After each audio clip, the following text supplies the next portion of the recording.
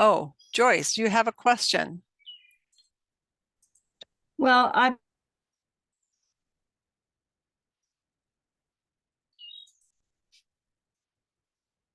Oh, your question is with my author page on Facebook. I've read from the publishers that I want to send to that I need to have an author page. Sorry. I'm sorry, what? So I read from the publishers that I'm interested in that they want a social media presence, including an author page on Facebook. Mm-hmm. So and once my book would be published, I believe I would need to try to market it on Facebook as well, in addition to other areas. Okay. So that's something I'm interested in. Okay. Tim, were you raising your hand? Finding a fly? Yes, Elaine, what can I help you with? Hi. I got the impression that the bookstores would consider carrying the self-published books if they came through Ingram Spark. You know, if they had a returnable definition on them and the right percentage. Mm-hmm. And I've just been told by the Barnes and Noble in our area that they won't touch any print-on-demand books.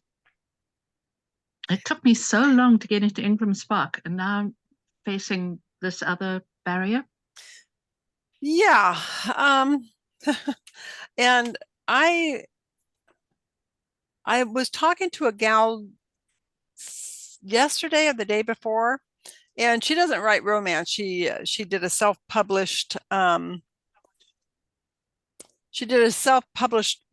book about herself.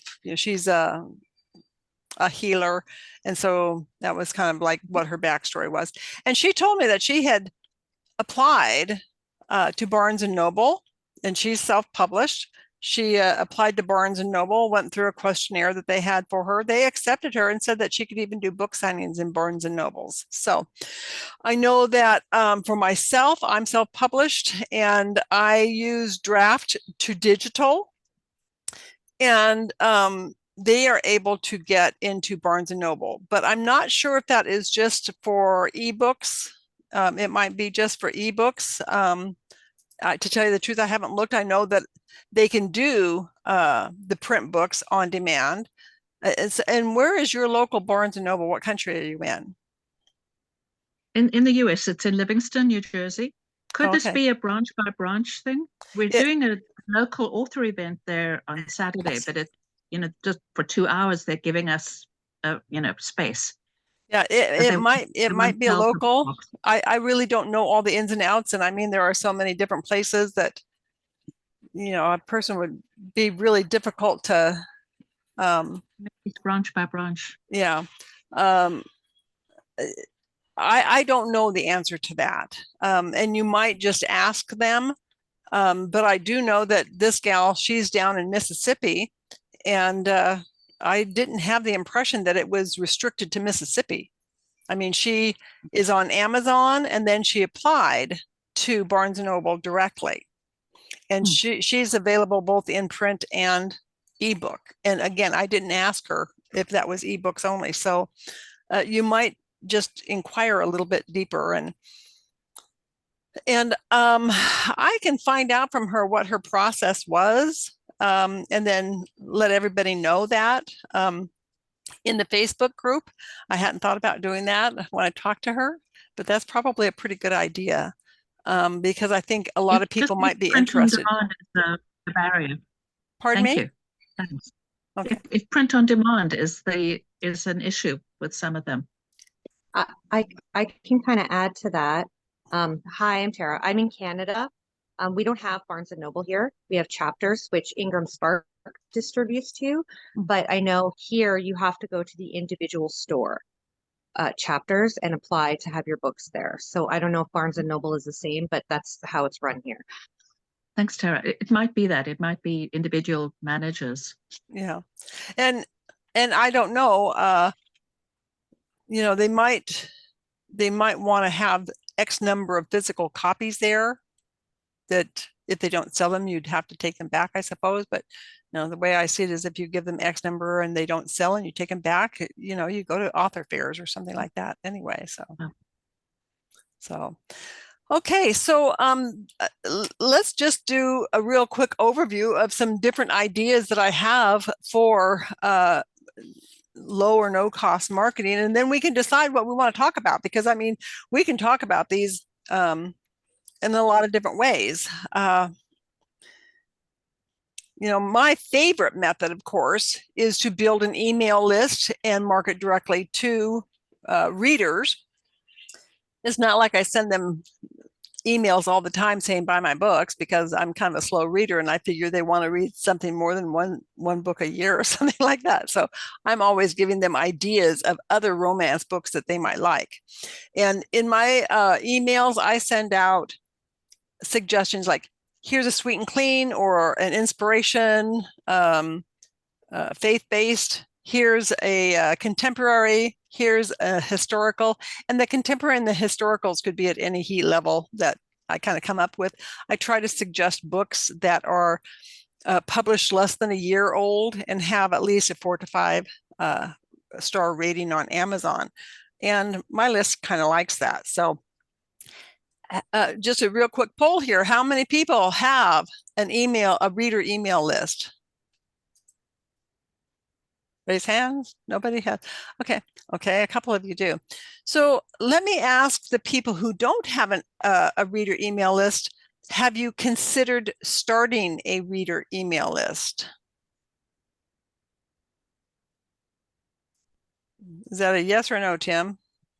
And anybody can just like pop in anytime they want. So, Elaine, did you have a question? No, just a comment. I haven't done it because my email list tallies more or less with my Facebook list at the moment, and I don't want to double up. I'm worried about inundating them. Okay. Okay, first of all, you own your email list. You do not own your Facebook list. Facebook could at any time blow up and go away. So you really want to have a way to get in touch with your readers. So it's a good thing that you have that email list. If you're never sending them an email though, and all of a sudden you had to send them an email because Facebook closed down or something, I mean, they are known for kicking people off. If you've never sent them an email, chances are they would never open an email. So I would suggest that you send them, and you can make something a little bit different, or even a short thing that says, here's kind of a brief recap of what I put on Facebook, because I don't know about anyone else, but only a fraction of the people who are in my group or follow me actually get notifications or anything that, they actually have to kind of go to Facebook and go to the Romance Dreamweavers to actually see what's on there. The algorithm on Facebook doesn't guarantee that all the people that are in your group or that follow you are ever going to see anything that you have there. So I would recommend that you send them something, because chances are most of them have not seen what you have put on Facebook, or they might see some of it, but not all of it. So I would recommend that you do that. Tim, did you have a question? Maybe not. Does that make sense, Elaine? Paula, Yes, no, thanks. I appreciate that, Okay. Paula. I actually sent out an email thing about this Barnes & Noble local author event, and the response was surprisingly good, although a lot of them are people who are overseas, can't come to it anyway. Yeah. Okay. Okay. Did somebody else? Paula, can you share with us? How you've built your email list? Yes. What I did, and there's various things that you can use as a lead magnet, but basically you want to give something for free to get them on your email list. So that something for free should be related to your book in some way. It could be a deleted chapter or a little bit of a backstory. It could be, some people actually give away like the first novel in a series, but by the time they do that, they probably are 6, 7, 8, 9 books into the series. I wrote short stories about my main character's parents. So here you have Brad and Beth are my main characters. I wrote a short story about how Brad's parents met, and I wrote a short story of how Beth's parents met. Excuse me. And I'm talking about 7,500 to 10,000 words. That's what I did. And so because in my books you actually meet the parents, so it's not unusual to have a short story about how the parents met. And what I did, I created a landing page. Well, let me back up with that. First of all, I have that as an ebook so that people can download it. And I put it on Smashwords, but Smashwords is now owned with Draft Digital, the number 2 digital. And if you put it on there, you can say where you want it to be distributed. You can include Amazon, but I would suggest you do not. You can do there's oh gosh, I don't know, there's like 13 different places that you can put it on. And I put it on for free. Then when I uploaded it to Amazon, I contacted them through the KDP upload section and said it is offered for free at the iBooks and the Barnes and Noble, and there was Kobo, I think, as I mentioned those 3 big ones. And because they're for free there, will you match that price? And so they allowed me to put my lead magnet on Amazon for free as a perma-free. That's how you go about doing that. You have to show that it's for free somewhere else.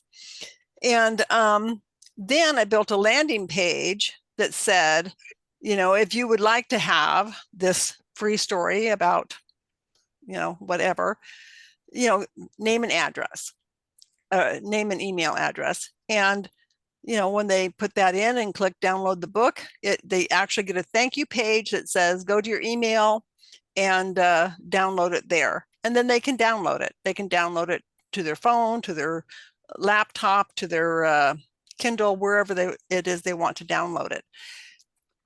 And then when the email comes in after they get the thank you, I have an automated series of 4 or 5 emails. One of the emails will give them the other free story, so their first email that says, oh, by the way, if you like this free story, you're going to be getting the other free story. And then I tell them a little bit about myself. So there's a series there, so they have a chance to get to know me. It's not every single day. I think I have 2 or 3 days in between, and then I invite them to stay on my list, that they will be getting recommendations for other romance novels and things like that. So I have found that to be effective. You don't have to advertise that landing page, meaning paid ads. You can post that. Like Facebook has a lot of groups that are for romance readers, and you can post those things in those groups. You can post your novels in those groups. They let you put your links in and everything.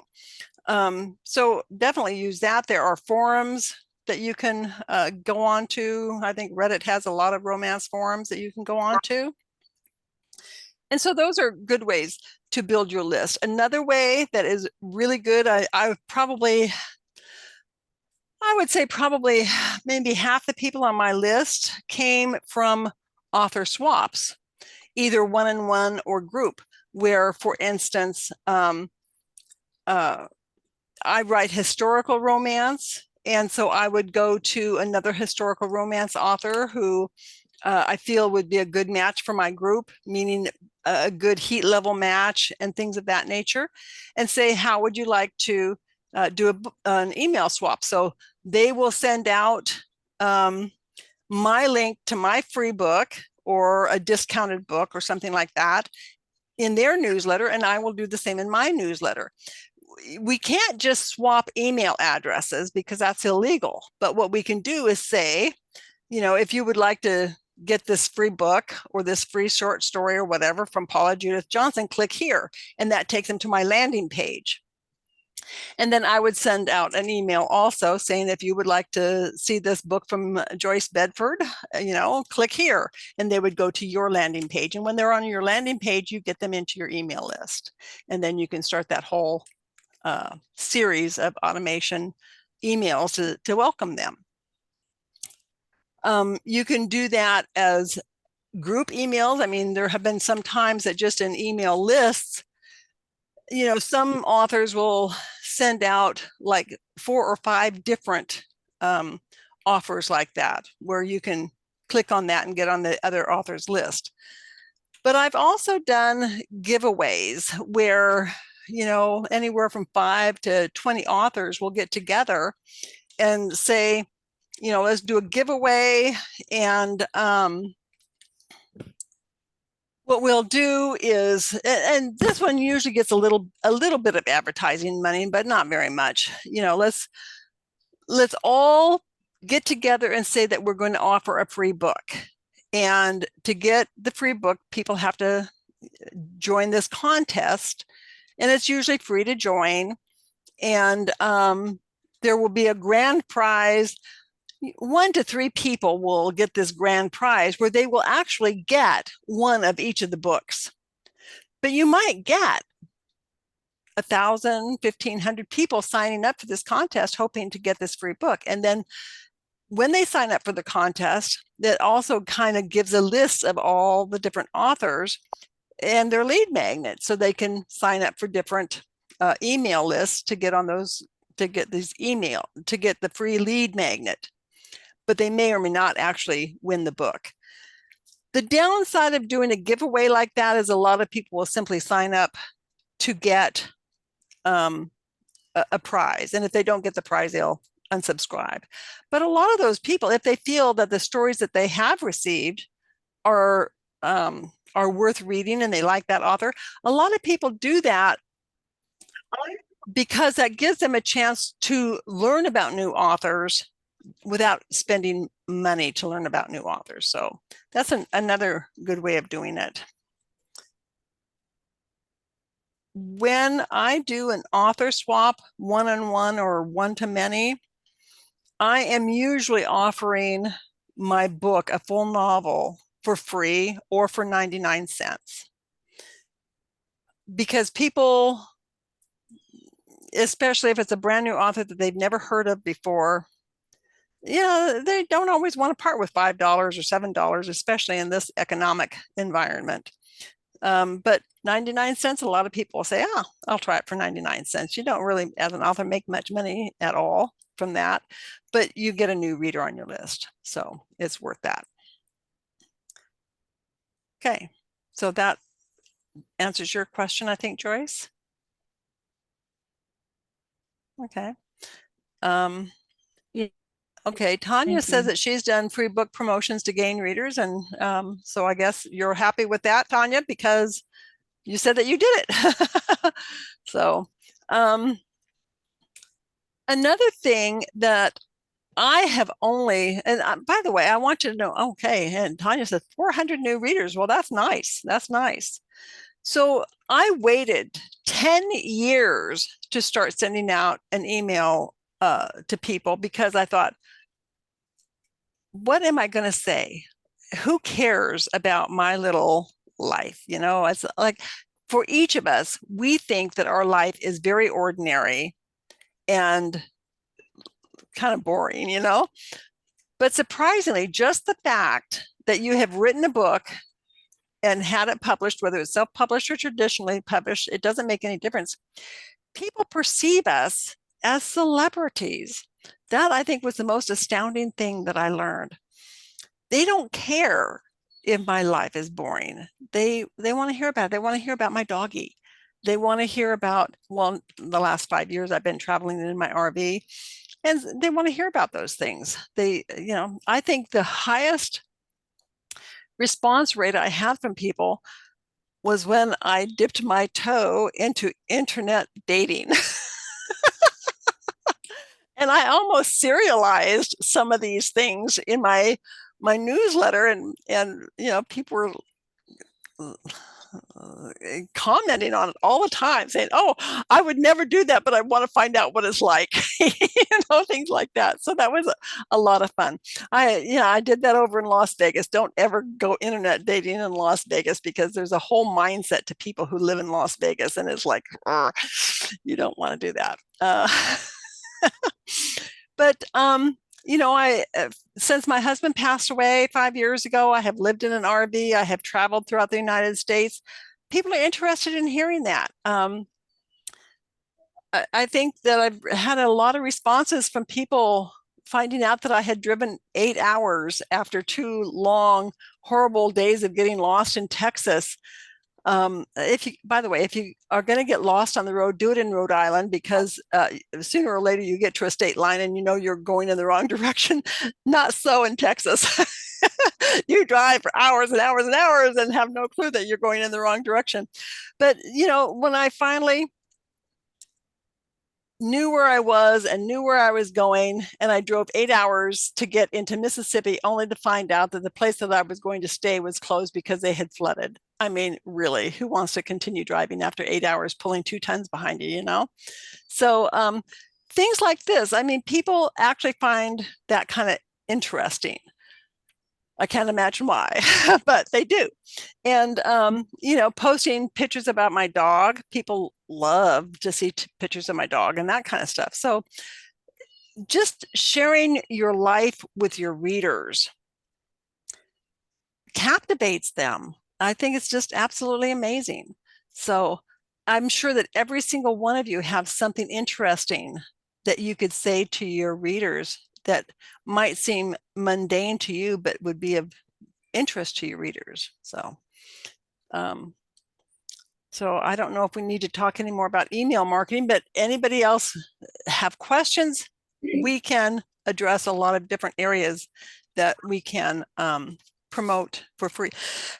Let me ask a question. How many people actually promote their books in some of the Facebook groups that are designed specifically for promotion?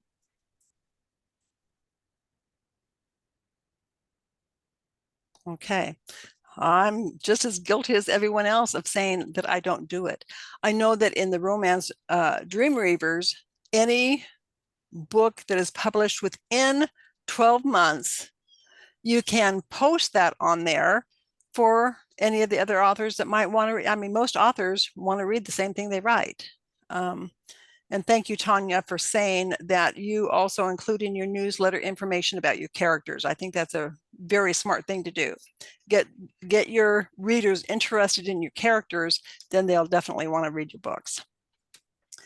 But there are a lot of Facebook groups that are designed specifically for romance readers, and they let you post your books in there. So I think all you have to do is up in the search, just say romance reading groups or something like that, and you'll find there's a lot of groups that you can join. And then that's also a good place maybe to find some books that you want to recommend to your readers too. It's a little bit difficult when it comes to recommending books, depending on how often you send out a newsletter, because sometimes books, even that have good reviews, aren't necessarily great books. I have found out, I go to read a book and, okay, well, I got 2/3 of the way through that one. That one was pretty good, so there's that. But there are Facebook groups that are on there. You can also inquire in Facebook. You can go on romance book reviewers. There's a lot of Facebook groups of people who review romance books. And so you can always submit your book to them to be reviewed by them, which I think is also a really good thing. Okay, Paula, do you get permission from the author before you post about their books in your newsletter? No, I don't, because all I do is I do not, I'm not an affiliate salesperson on Amazon. So if I recommend something on Amazon and somebody buys it, I don't earn any money. Somebody who is an Amazon affiliate, though, if they posted that, then they would earn a little bit. But no, I don't ask the author's permission, because all I'm doing is simply saying, this is a romance book that you might like to read. And then I have a picture of the cover and a link to Amazon. So, and as far as I know, those authors, if they get a little spike in sales, they might wonder why. I'll let them wonder. And I mainly that's because, I mean, that would take a long time getting in touch with authors, asking, hey, can I advertise your book to my reader list? What author is going to say no? None that I know of. Has anybody here gone on to podcasts to talk about their books? Now, this is something. Oh, you have. Very good, Tara. And your experience, did you like it? I did. It was a while ago and it was only one, but I write dark romance and the podcast was more for romance. So it didn't really gain me a lot because I'm sure, as you know, as a romance reader, dark is very different from regular romance. So yeah, but I have been looking for podcasts for that because I did gain a little bit of a readership from it. So Okay, thank you for sharing. So it was only recently that I got brave enough to go on to a podcast. And then after that, I was asked to go on to some other podcasts. So I think I've been on 3 or 4, I forget. And after each one, I did notice a little spike in sales. It kind of depends on a lot of things, I suppose. But yeah, I mean, you get on these podcasts for there are podcasts that specifically want to talk to romance writers about their books, because the people who listen to that podcast want to find new romance authors. Okay, Brianna, I'll be with you in just a second. So that's another avenue. If you like just kind of a discussion thing, or some of them actually videotape you, some of them don't. Some of them will put the video on YouTube and some of them don't. So you have to be comfortable with that, and you have to know what you're going to say. I mean, it always helps if you give the interviewer some questions to ask you. They love that if you do your work for them, their work for them. And talk about your books, how you got into it, what your writing process is, what makes you different or unique. You know, why would their readers be interested in you? If you're going to go on a podcast, I recommend that you always, before you approach the podcaster, always ask, always listen to 2 or 3 of their podcasts. Because when you approach the podcaster, you want to approach them saying, what I really liked about podcast number such and such was this, so that they know, you know, that you're familiar with what they're looking for. Okay, so Brianna, you brought something up. Would you mind terribly coming, unmuting yourself and talk to us a little bit about Story Origin? Yeah, I can talk about Story Origin. So I use Story Origin for a lot of different reasons. I think it's a great app, but one key component that really drew me to it was the newsletter swaps, because it's such a, to me, straightforward way to be able to connect with other authors, because they have a database, the app does, where authors can go in and say, hey, I'm sending a newsletter on such and such day. Would anybody be interested in doing a swap? And you can swap for promos, you can swap for newsletter magnets, whatever the case may be. You can niche it down into whatever your subgenre is. So if you write clean romance, you're not swapping with someone who does spicy and vice versa. And it's really straightforward because they provide you with all of the material that you need, the universal book link, the image for the cover. So all I had to do was kind of drag and drop into MailerLite and I was done. So I enjoyed using it. And I think it was Tanya who asked, yes, it's very similar to BookFunnel. I know they have a very similar system.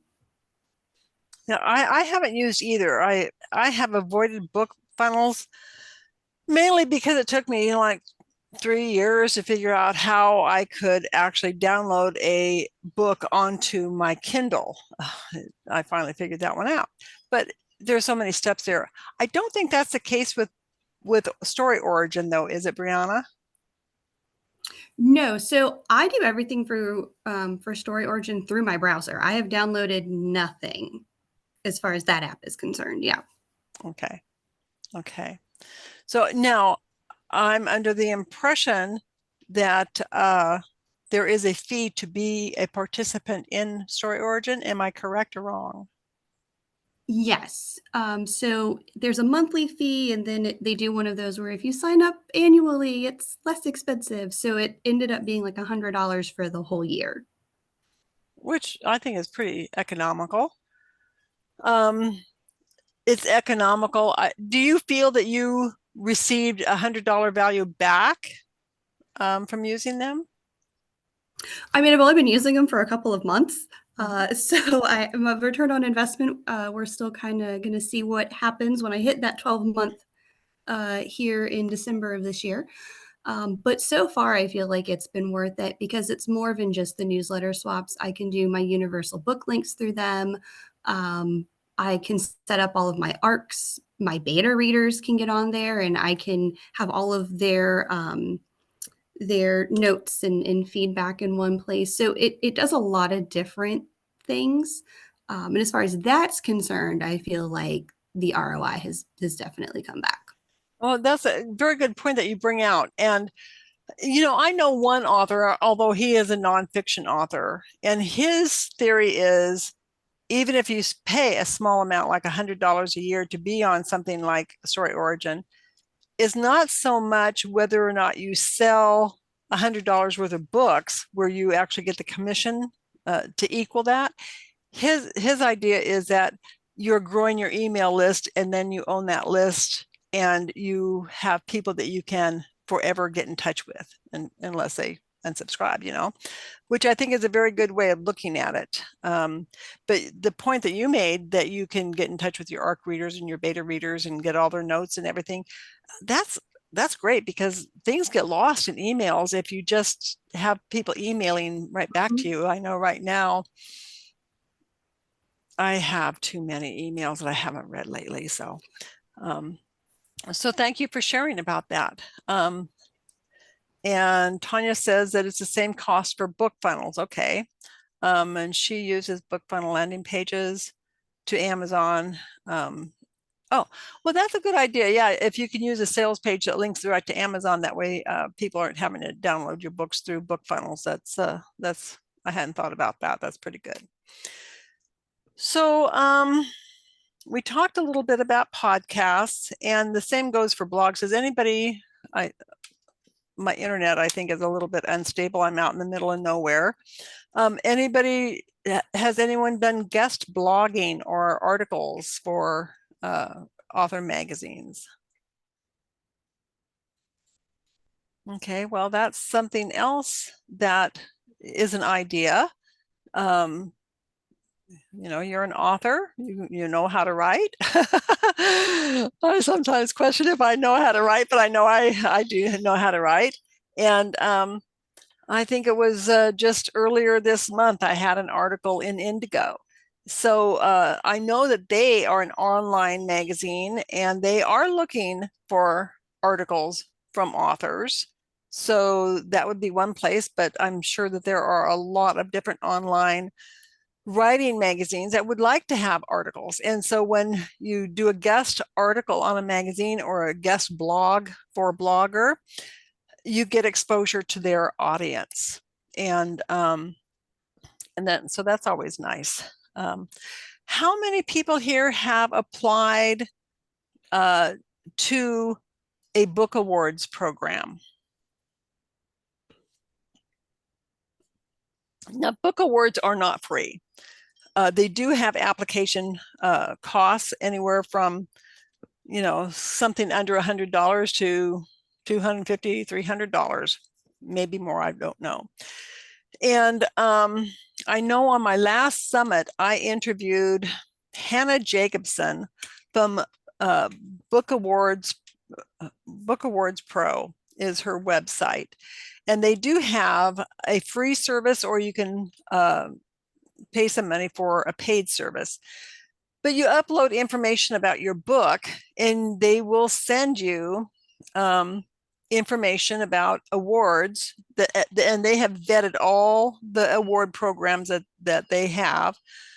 So you don't have to worry about paying money to somebody who is not a reputable book award place. But there are hundreds and hundreds and hundreds of award programs that you can apply to. Of course, you want to make sure that they are appropriate for your book. So that's another thing. There is a little bit of a fee in there, but you know, I waited 10 years. I did everything by 10 years, I think, before I submitted my debut novel to Book Excellence Awards. And darned if I wasn't a finalist, which, you know, then the very next year I submitted my next novel and was a finalist again. I thought to myself, oh my gosh, I'm always a bridesmaid and never a bride. But as Hannah explained to me, some book award programs don't have like a grand prize. They have finalists, and that is the award. So Book Award Pro, Book Excellence Award, I think that they charge somewhere in the vicinity of $130 to apply for their program. But, you know, getting that award as being a finalist in the romance category, that gave me a sticker that I could put on my covers, which I did. And then they sent an entire book promotion training course at no charge that simply say, you know, here are different ways that you can promote your book. So as far as I'm concerned, just that course was worth the price that I paid, but then it was kind of nice to actually get the awards too. So, and you don't have to limit yourself to one award, but again, those, you know, you have to have a little bit of a budget for that. And there's no guarantee that you will get an award when you submit, because they actually do have people who go through the books and read them and say, oh, well, this is a good book, or this one, you know, needs a little bit more help. So that's something to consider. It's nice to go, even if you use the free service of the Book Awards Pro, because that way they will tell you these are the types of award programs that your book would qualify for. So you're not having to do all this research yourself. Once you get the recommendation, then you can research a little bit further. And then they have a paid program where they will actually work with you to hone down specific awards that would be most appropriate, most likely for you to win. And that one doesn't cost very much either. So you might look at that. Let's see, we have a few more minutes. Is there anything else that a person would like to talk about on marketing? Any questions about marketing? There are, because I know you mentioned reader groups. Uh-huh. There are some reader groups. The Indie Academy is one where sometimes they'll do a read along in their reader group, and you can, they'll send out newsletters and say what genre they're doing, and you can try and get your book in there. I've done a couple of those. Those help. And also some people like to do live interviews with authors on TikTok, Instagram, and Facebook. Those are good ways to promote too. Okay, that's good. I interviewed Sophia Aves, and she's in Australia, I think it is. I interviewed her a couple, I forget which summit it was. It was somewhere within the last year and a half. And she used book funnels similarly to how Book Origin works. And she said that with her going with the group giveaways and things, she grew her email list. I think she said it was 12 or 15,000 within a year. So obviously those things work. I haven't done that. It seems like I always have something really important to do. And I should like say, okay, this one is important too. So I think what I will do is cut that video out of that summit and make that available so that a person can see just that video without having to buy the whole summit. So I will do that. Okay, I think we're just about up with our time because this is only a 45-minute session. Any other questions from people or any comments that anyone would like to make? Was this a valuable time spent for everybody? If there's any of these topics that anyone would like to go into in greater detail, shoot me an email or a message on Facebook, and I will try and find a person for any of these topics that have used them and are experts in them and can really share the how-tos and what-ofs on one of our forthcoming Marketing Romance. This is a monthly. Okay, Brianna also said that she includes a link to her newsletter in the back matter of her novels, which is something I do also, so I would recommend that. I recommend actually putting it in the front matter and the back matter, because if you use the look inside aspect of Amazon where a person can see, I think it's the first 10% of your book or something like that, if they don't buy your book, they're never going to get to the back matter. But they might see that in the free look inside and click on that and get on your newsletter list, even if they don't buy the book. So thank you for sharing that, Brianna. I appreciate that. But anybody who wants more in-depth detail about anything we talked about today, just shoot me a message and I will try and find an expert in that area to bring on as a guest.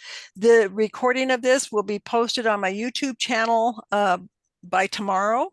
And if you haven't subscribed to my YouTube channel, I would love it if you did.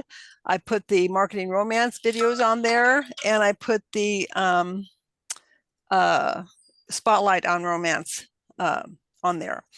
And if anyone has not volunteered to be the guest speaker at the Spotlight on Romance, which is a monthly event, and they have something specific to writing that they would like to share, I'm always looking for more people to be on the Spotlight. On that, we try to bring out something that would be a piece of knowledge that romance writers would like to know about. It might be about characterization, about scene building, about infusing emotion into scenes, any of that kind of stuff. So if you have something to say about those, just get in touch with me and we'll see if we can get you scheduled. I think I'm scheduled up. It's either through July or August this year, but we've got a few more months. So thank you everybody for coming. Any last comments? Okay. See y'all. Bye-bye.